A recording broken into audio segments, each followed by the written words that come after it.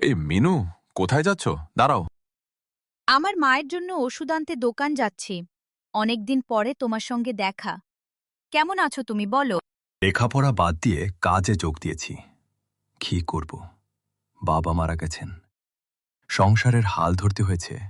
অভাবের কারণে পরিবারের হাল ধরেছি। তুমি কেমন আছো? আমার মা অসুস্থ। স্কুল ছেড়েছি অনেক দিন।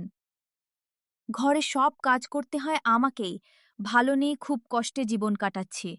ভাবছি একটা চাকরি করব, কিন্তু কে দিবে, কোথায় পাবো? তুমি কি করছো এখন? আমি পড়তে চাই, কিন্তু বই কেনার টাকা নেই। কি করব? একটা চায়ের দোকানে কাজ করি, সামান্য কিছু টাকা পাই, তা দিয়ে সংসার চলে না। তাই ভাবছি অন্য কিছু করতে হবে। কি করা যায় বলো তো? তোমার কোনো আইডিয়া আছে নাকি?